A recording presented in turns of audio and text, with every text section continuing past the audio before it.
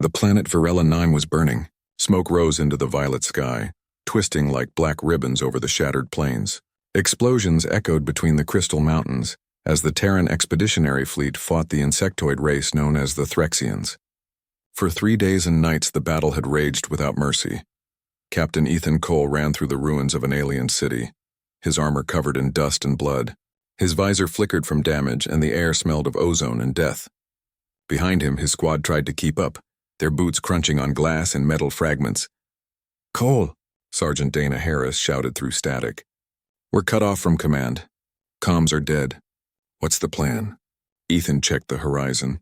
The human base was gone, just a smoking crater. "We head west.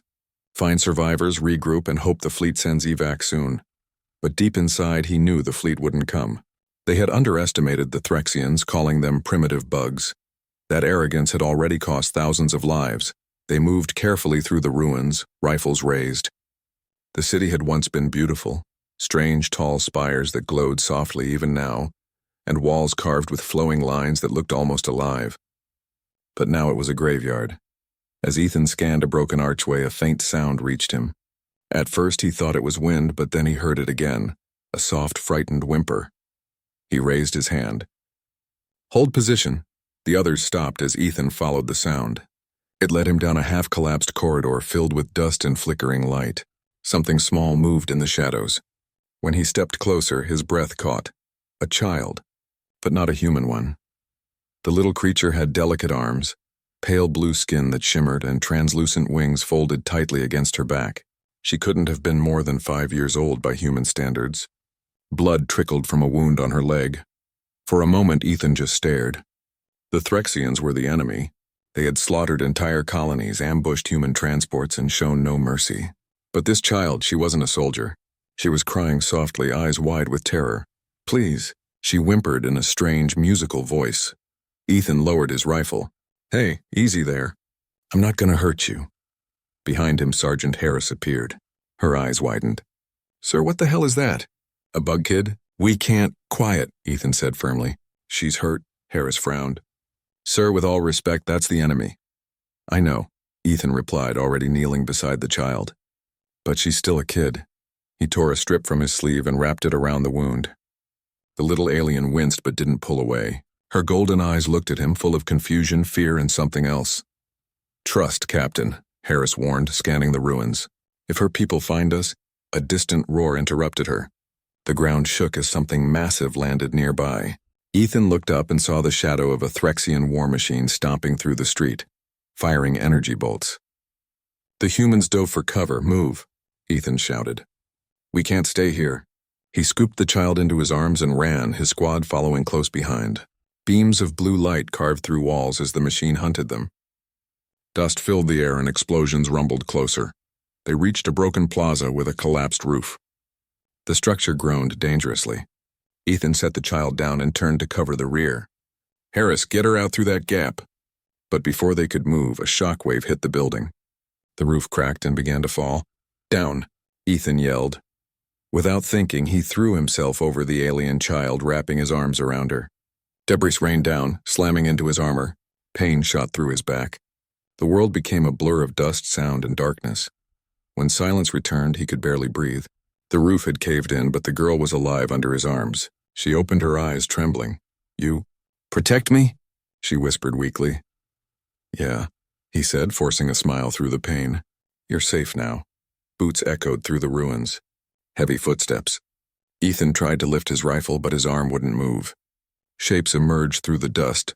Tall, armored Threxians with jagged weapons and glowing eyes. Harris cursed softly.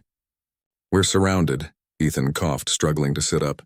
He expected them to kill him instantly, but instead, the alien soldiers froze. Their leader stepped forward, a towering female with regal markings on her armor and violet eyes that glowed with intelligence. Her movements were calm but full of authority. She looked at the wounded child in Ethan's arms. For a long moment, no one moved. Then she knelt beside them, touching the child's face gently. The child clung to her hand, chirping something softly in their native tongue. Ethan realized the truth. This was her mother. The Threxian queen. The queen looked up at him. Her mandibles twitched and her voice came in a mix of hissing and rough, broken English. "You protect my daughter?" Ethan nodded slowly. "Yes." Her soldiers raised their weapons, waiting for her order. But she didn't speak. Instead, she studied him, her violet eyes full of something complex, rage, confusion, gratitude. "You could kill her," she said haltingly. "You did not." "I don't hurt kids," Ethan said simply. She tilted her head. "Human. Strange creature, brave, or foolish." Ethan gave a tired smile. "Maybe both." The Queen's gaze softened slightly. She gave a short command, and her soldiers lowered their weapons. She turned to one of them and hissed more orders. 2 aliens gently lifted the debris off Ethan. He groaned as they moved him, his armor cracked and bleeding from a dozen cuts. "Why are you helping me?" he asked. The Queen stood tall. "You save royal child. Debt must be honored. You will not die here." Before he could answer, darkness pulled him down. His last sight was the Queen carrying her daughter, both looking back at him. When he woke again, the world was quiet. His body felt weightless. The air smelled clean, too clean. He opened his eyes and saw a smooth metal ceiling above him, glowing faintly blue. He was lying on a bed that wasn't human-made. A deep voice echoed nearby. "He wakes." Ethan turned his head. A Threxian guard stood by the door. The alien's armor gleamed, and its insect-like eyes studied him with curiosity rather than hatred. "Where am I?" Ethan croaked. "Royal ship," the guard replied. "Queen demands your presence when you can walk." Ethan tried to sit up, but pain shot through his side. "Tell her. She doesn't have to thank me." The guard tilted its head. "Thank? No," Queen say. "Human must not leave. You belong now." Ethan's heart sank. "What?" But the guard had already turned away. He lay back, staring at the alien ceiling. His memories blurred, the battle, the child, the Queen's eyes. He had saved an enemy's daughter, and now he was a guest or a prisoner on the Queen's flagship. Outside the room's window, he could see the stars of Varela 9 fading behind them as the ship ascended into the void. Ethan closed his eyes. "What the hell did I just get myself into?" he muttered. Somewhere far above in the royal chambers, the Threxian Queen watched the stars too. Her daughter slept peacefully beside her, safe and alive. The Queen's mind was full of questions. Humans had brought her war, yet one of them had risked everything to save her child. She touched the child's hand and whispered in her own tongue, "The human protected you. Now I must protect him." When Captain Ethan Cole woke again, he thought for a moment that he was dreaming. The air smelled sweet, not smoky like a battlefield. The bed beneath him felt too soft for a soldier.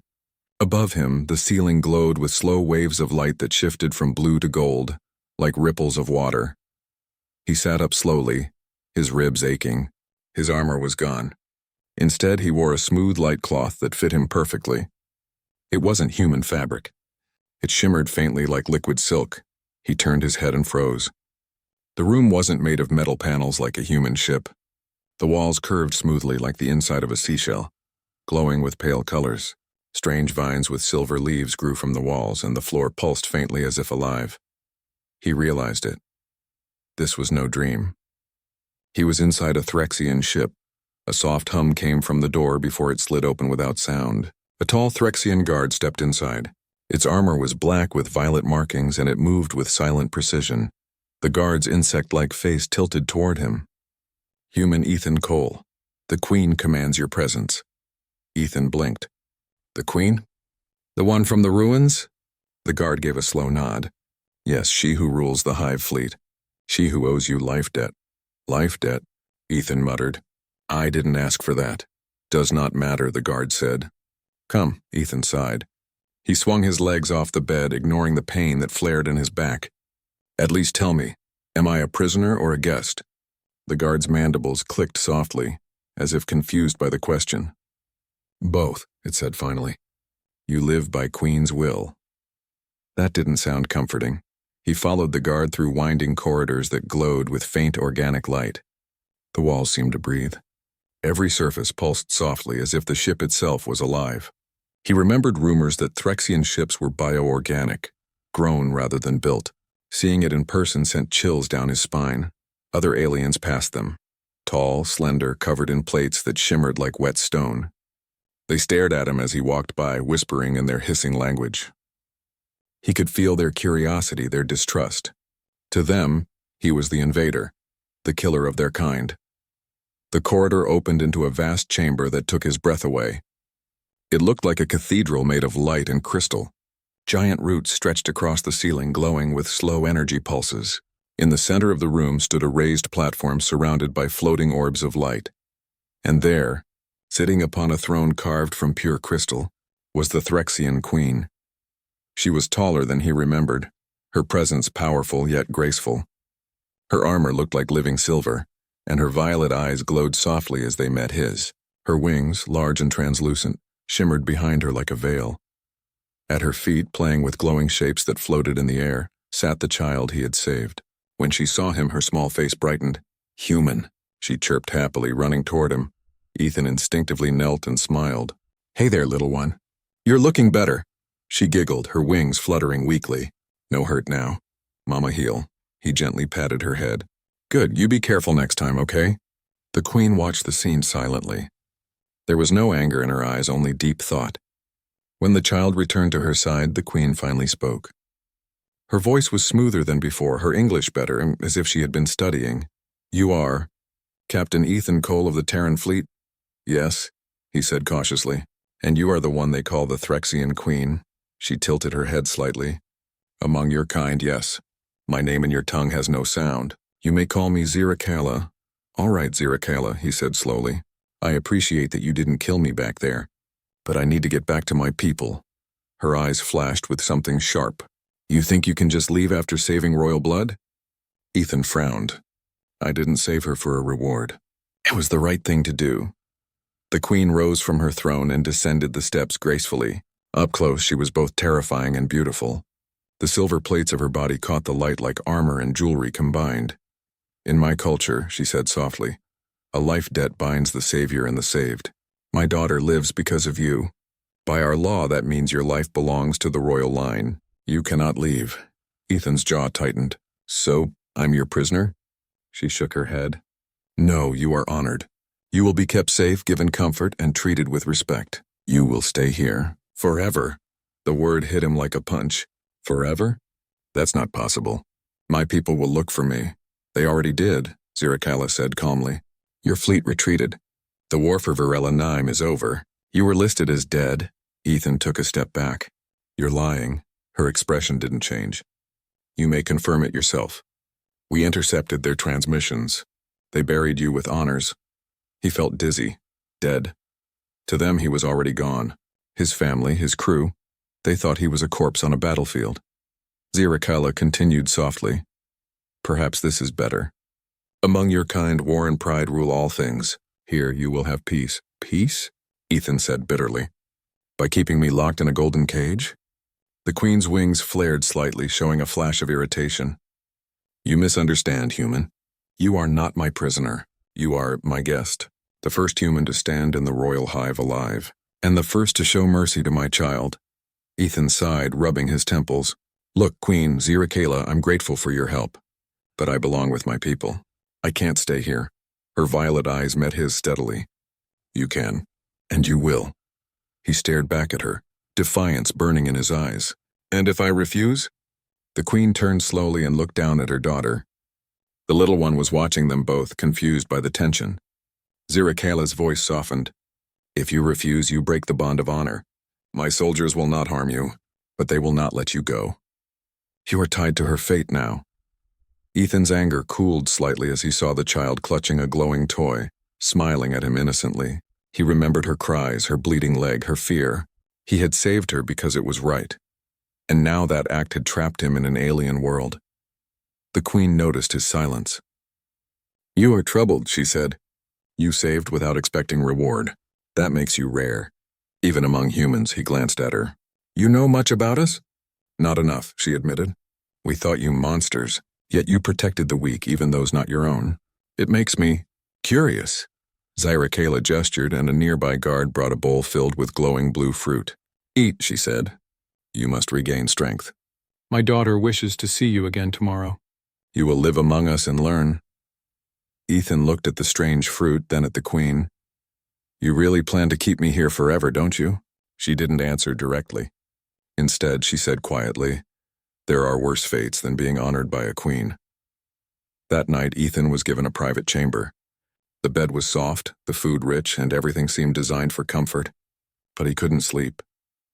He sat by the window watching the stars move slowly beyond the glass.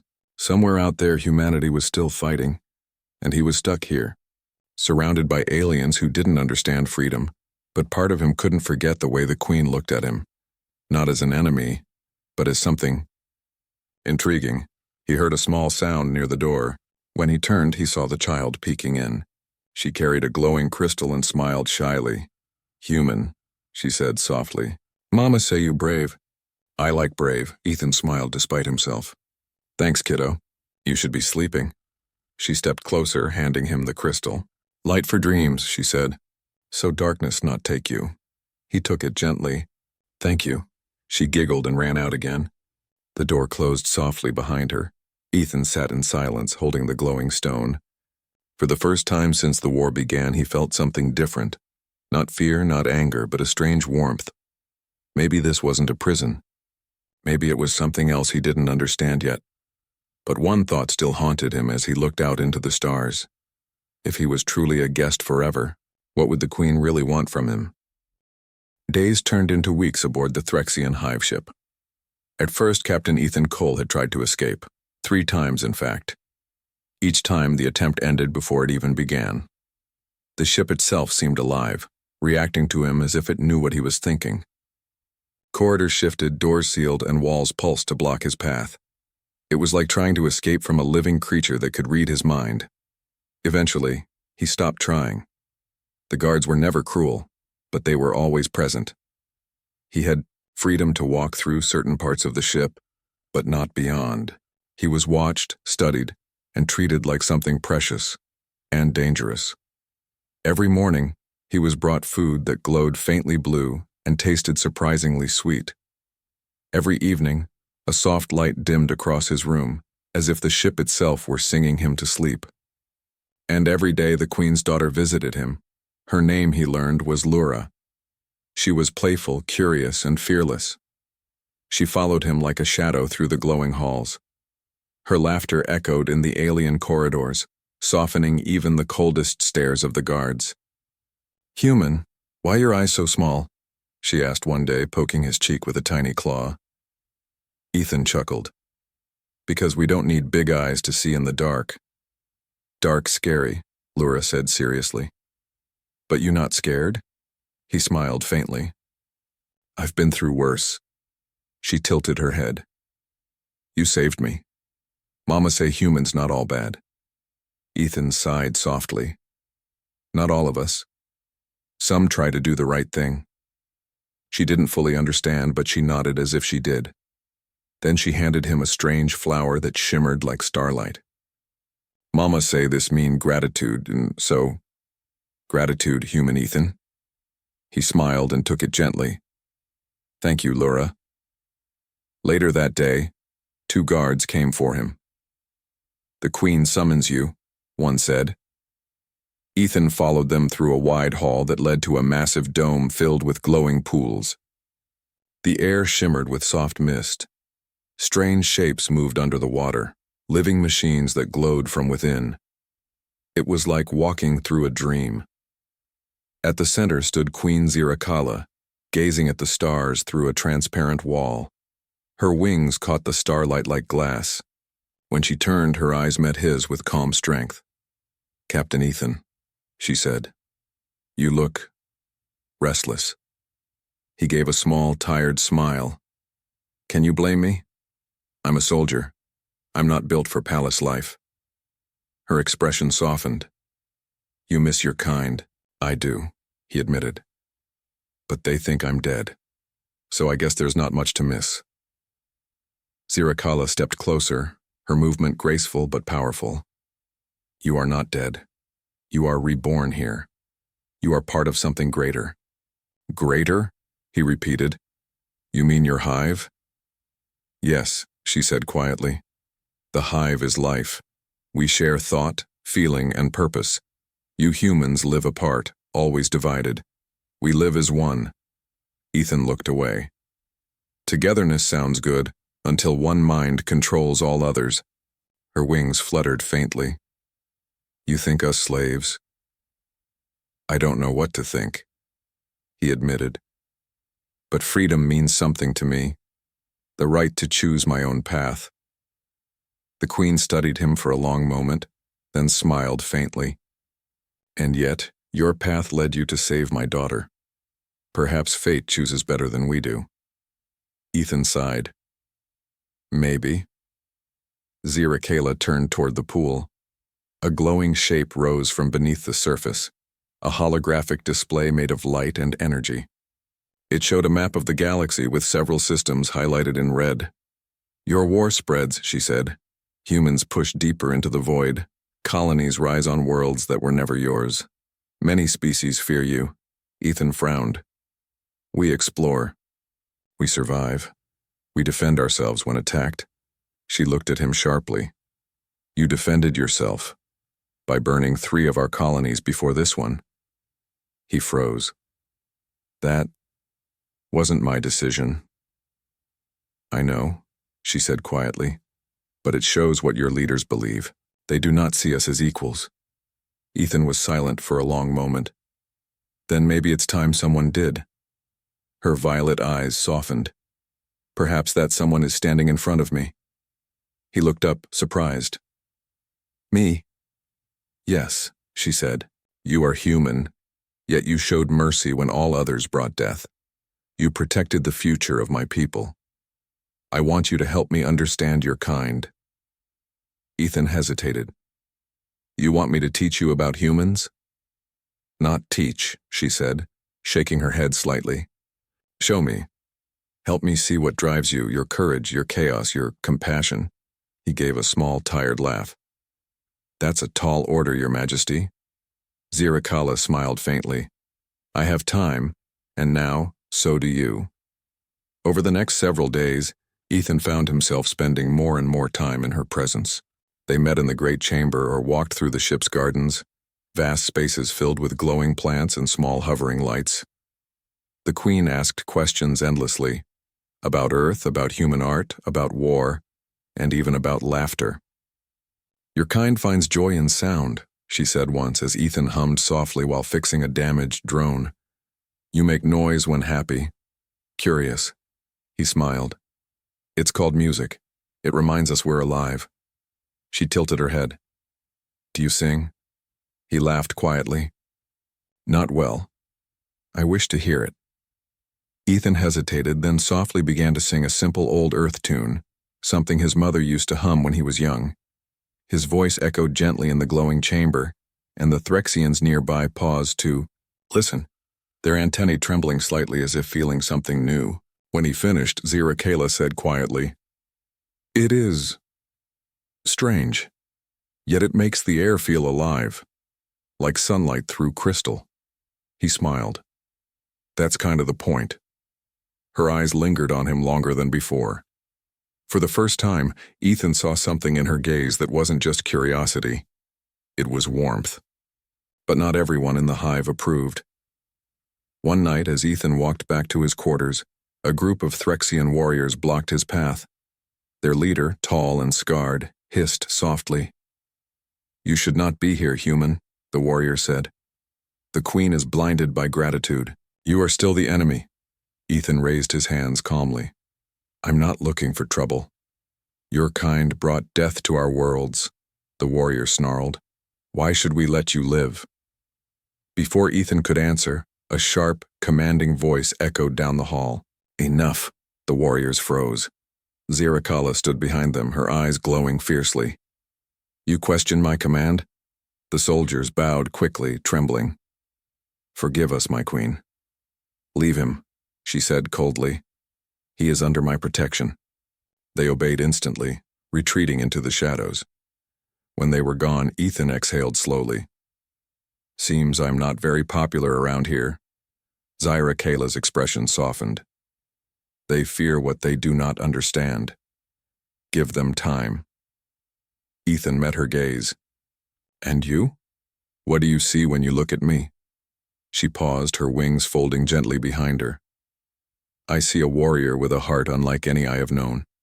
I see a bridge between worlds. Ethan looked away, unsure how to respond. That's a lot for one man to be. Perhaps, she said softly. But destiny often begins with one act of mercy. That night, Ethan couldn't sleep again. He sat at his window, watching the endless sea of stars. He thought about his home, his friends, and the world he had lost. But now something new stirred inside him. A strange connection to this alien place and to the queen who ruled it. The door slid open silently. Ziricala entered, her presence filling the room with soft violet light. "You should rest," she said. "I could say the same to you," he replied. She moved closer, her gaze thoughtful. "When I sleep, I see memories that are not mine. Pain, fire. The day I found you in the ruins. You were dying, yet you shielded my child. Why?" Ethan met her eyes. "Because no one deserves to die scared and alone. Not even an enemy." For a moment, silence filled the room. Then the Queen said softly, "You are a strange human, Captain Ethan. Perhaps the strangest I have met." "I'll take that as a compliment," he said with a half-smile. Her wings shimmered faintly. "Your presence has changed something in the hive. The workers sing differently. The air feels lighter. Guess humanity leaves a mark wherever we go," he said. She stepped even closer. "Perhaps you were not meant to leave after all." Ethan looked at her, his voice gentle but firm. "Maybe, but I still believe everyone deserves the right to choose their own path. Even you." The Queen's eyes glowed faintly. "Perhaps that is why I cannot let you go. You make me question what I am." Before Ethan could answer, she turned and walked toward the door. "Sleep, human," she said softly. "Tomorrow we will visit the heart of the hive. There is much you must see." And then she was gone, leaving him alone with the faint hum of the ship and the echo of her words. Ethan lay back on his bed, staring at the ceiling that pulsed gently with light. He felt a strange pull inside him. Not fear, not duty, but something else entirely. He whispered to himself, "What are you doing to me, Queen?" Outside, in her own chamber, Ziricala stood before the stars, her mind troubled. The hive link buzzed faintly in her thoughts, echoing the emotions of her people. But underneath it all, a new feeling bloomed, one that did not belong to the hive. She touched her heart and whispered softly, "Human courage. Human heart." The next morning, Captain Ethan Cole was escorted through corridors he had never seen before. The light here was brighter, the air warmer, filled with a soft hum that resonated in his chest. Everywhere he looked, the ship seemed alive. Vines of shimmering silver climbed walls, flowers of soft luminescence bloomed and folded as he passed, and strange creatures flitted overhead, carrying glowing pollen-like dust. At the center of this living world, the Queen awaited him. Ziricala stood at the edge of a vast chamber, her wings outstretched, glowing faintly in the morning light. The child Lura ran ahead, laughing as her wings fluttered. "Human, come see heart," Lura chirped, tugging at his hand. Ethan stumbled slightly, but her joy was contagious. All right, I'm coming." He laughed, letting her pull him along. Ziricala followed silently, her gaze sweeping the corridors and gardens. "The heart of the hive is not just a place," she said, her voice soft but firm. "It is life itself. You will understand why your actions have meaning here." Ethan followed them through a spiraling corridor that seemed to stretch on endlessly. The walls pulsed with a faint pink light like a beating heart. He could feel it in his chest, a slow, steady rhythm that seemed to sync with his own heartbeat. Finally, they reached a massive chamber. It was circular, stretching higher than any human building could reach. At the center floated a glowing orb of energy, pale blue and radiant, vines and roots of silver and gold wrapped around it, carrying its energy throughout the chamber and outward through the ship. The air thrummed with power. "This is the heart," Ziricala said softly. "All life on this hive ship flows from here. All thought, all memory, all energy. Every being is connected through the heart. Every worker, every soldier, every child, you now feel it too." Ethan stepped closer, mesmerized. The orb pulsed with light like it was breathing. He could feel something inside him stir, as if the ship's energy recognized his presence. His fingers tingled, and for the first time he felt a connection to something bigger than himself. "It's alive," he whispered. Yes, Ziracala said. The hive is alive. Every being is a thread in its fabric. Every action affects the whole. You see, human, you protected Lura, and in doing so you preserved more than her life. You preserved a part of the hive itself. Ethan looked at her shocked. I just saved a kid. I didn't even think about thinking is unnecessary here, she interrupted. Your heart made the choice. And in your heart, you did what no one else would. That is why you are here. He swallowed hard, his mind racing. So by saving her, I changed all of this? The hive, perhaps, she said softly. Even the smallest act of compassion can ripple across a universe. Ethan felt a strange pride mixed with fear. He had always believed in doing the right thing, but never imagined it could have such an impact. Ziracala stepped closer. Now you must understand something else, human. The hive has enemies, old enemies, and some of them still seek to destroy it. What enemies? Ethan asked cautiously. The Crithians, she said, an ancient race who once hunted the Threxians. They will return, soon. Ethan's pulse quickened. And you expect me to help? Ziracala's gaze was steady. Yes, you have a unique mind, human.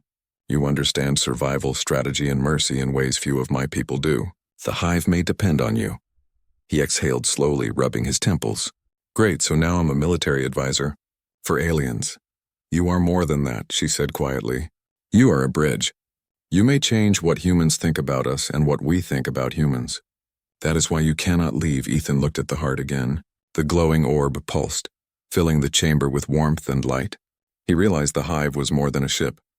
It was a living organism, a civilization alive in a way humans could hardly imagine, and he was now a part of it whether he liked it or not.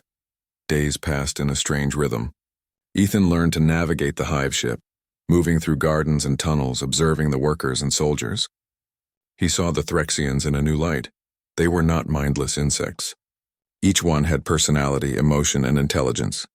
They spoke in clicks and hisses among themselves, but he began to understand small fragments of their language.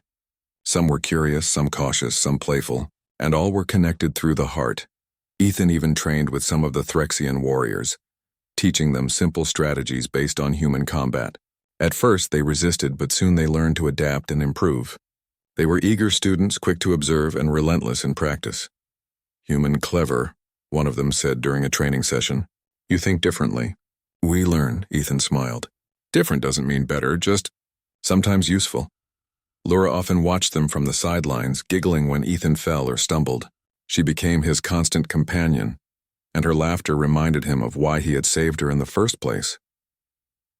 One night, as the two walked through the glowing gardens, Laura asked, Human, you will stay?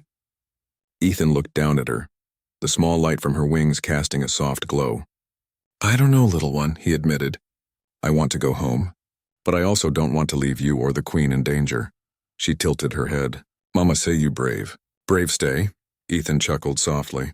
Bravery has its limits, kid. It was during one of these walks that Ziracala appeared. She moved silently among the silver vines, watching them. Ethan felt her presence before he saw her. You understand the hive now, she said softly. You see its strength, its unity, and you see its fragility too. Ethan nodded. I think I do. But I also see the fear in your people. They've never trusted humans. They fear what they do not understand, she said. You must show them that humans can be allies, not destroyers. You must teach through action, not words. Ethan's mind raced. And what if I fail? Her violet eyes met his. Then the hive may fall. But I do not believe you will fail, human. He felt a weight settle on his shoulders. He had survived wars, battles, and death, but this responsibility was heavier than any weapon he had ever carried. Ziracala stepped closer, her voice softer now. You also teach me, human. I see my people, my child, my hive, differently because of you.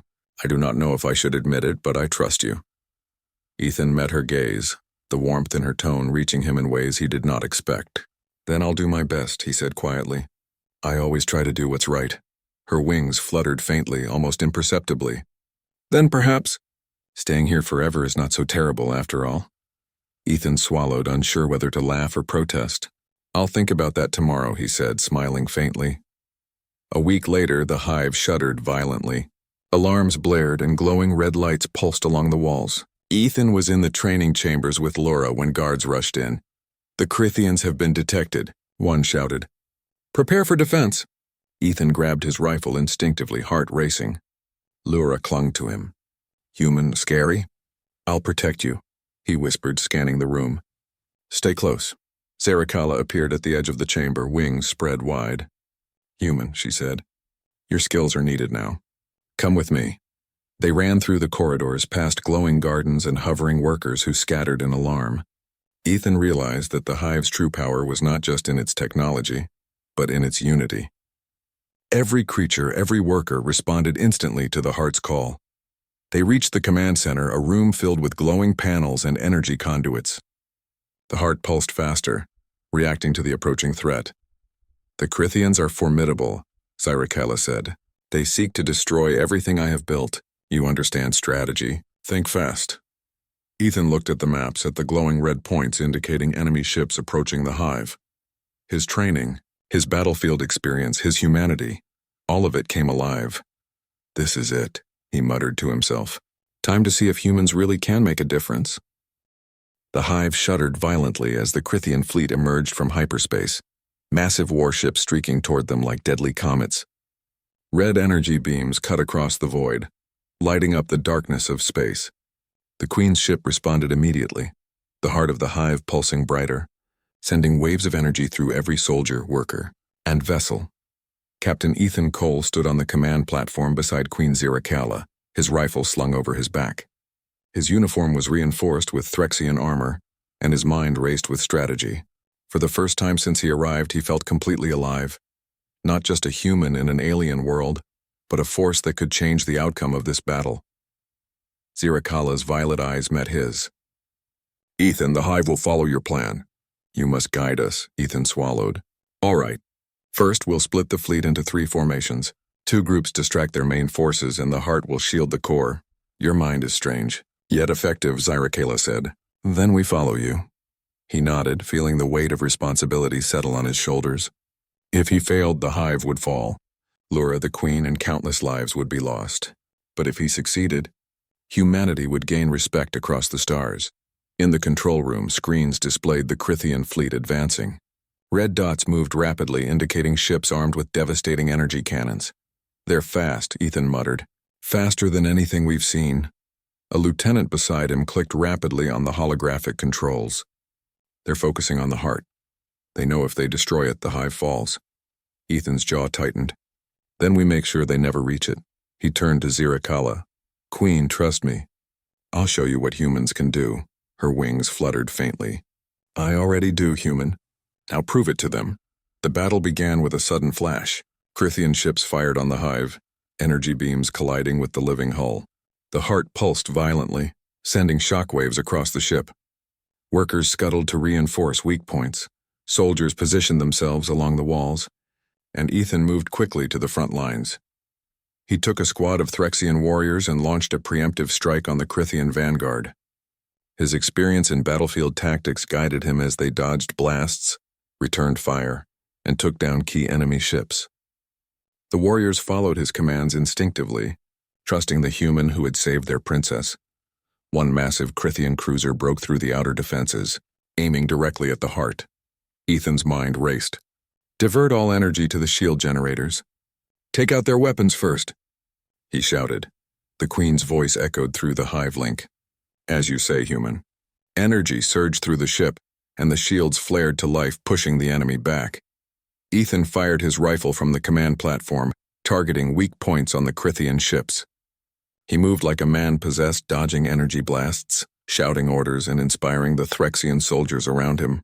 Every decision he made, every action he took, showed the Hive the value of human ingenuity. Amid the chaos, Lura appeared at the edge of the command deck, clutching a small glowing crystal. Ethan's heart leapt. "Stay behind me, kid." She shook her head. "No, you saved me. I help you now." Before he could protest, Zarikala appeared beside him. "Let her stay," she said. "She is part of this too. She feels the Heart." Ethan's eyes widened. "She's too young." "The Heart protects her," Zarikala said firmly. "And you taught her bravery." He exhaled sharply, knowing she was right. Lura's presence reminded everyone why they were fighting. Not just for survival, but for life, for hope, for the innocent. The Crithians pressed harder. A massive energy cannon fired at the heart. Ethan acted without thinking. He grabbed a control console and activated a pulse of the hive's energy, channeling it through his armor. Light surrounded him, glowing through the translucent plates.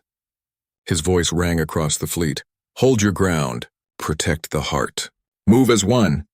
The soldiers and workers surged with renewed vigor, inspired by the human who stood in the glow of the heart.